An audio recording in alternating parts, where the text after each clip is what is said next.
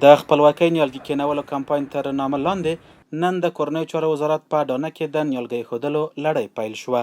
هغه غونډه چې په همدې موخه د کورنیو چارو په وزارت کې جوړه شوې وه د کلام الله مجید په څو مبارکو آیاتونو پیل شوه. قال كم لبثتم في الأرض عدد سنين. په سر کې د کورنیو چارو وزارت اداري مرستیال او کفیل ښاغلي مولوي نور جلال جلالي مېلمنو ته د ښه راغلاست ترڅنګ خبرې وکړې او د شین او زرغون افغانستان لپاره یې د نیالګیو ایښودل اړین وبلل. ویل د وطن شنه کول د هر هیوادوال مسؤلیت دی او د اجر او ثواب څخه خالي نه دی. نو زموږ ستاسو د خوشحالۍ ځای دا دی، ملک هم خپل دی، د اشغال نه خلاص یو، خپل وطن د جوړېدلو، د ونو نالولو، د تعمیراتو د جوړولو الله یو فرصت او موقع راکړې ده. د دې موقع نه باید استفاده وکړو، کوشش وکړو چې ملک شین کو، زرغونی کو، ځکه په د محیط زیست کې د دې ډېر لوی رول دی. کوم ځایونو کې چې ونې وي، شینکۍ وي، آباد وي، نو هغه محیط هم پې صفا کېږي، هوا هم پې صفا کېږي او زیب و زینت هم پې راځي.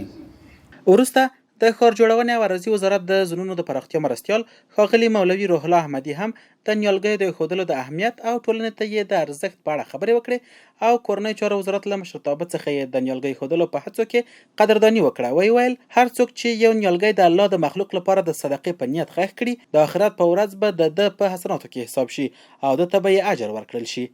که چیرې یو مسلمان یو نیالګی ږدي او دی په دې نیالګي کې ښودلو کې نیت د ثواب ولري، په دې غرض باندې چې له دې نه یو انسان، یو مسلمان، یو پرنده د دې نه استفاده وکړي، نو الله عز وجل دغه نیالګی د ده لپاره په صدقاتو کې حسابوي.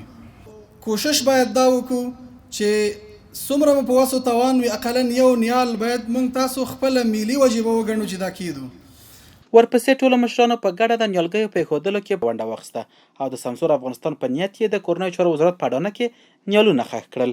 د چاپیریال ساتنې ادارې د معلوماتو پر اساس د نیالګیو ایښودل د سمسور افغانستان لپاره هوا ته په کتو ډېر اړین بلل کیږي او هر وګړی مسؤلیت او مکلفیت لري ترڅو د خپلې وسې مطابق په سرلي کې د هیواد په ګوټ ګوټ کې نیالګي کېنوي ترڅو د هیواد په زرغونتوب کې خپل ایماني او وجداني مکلفیت ادا کړي. غونډه د کورنیو چارو وزارت د اداري مرستیال د دفتر لوی رئیس شیخ القرآن مولانا محمد طاهر په دعا سره پای ته ورسېده.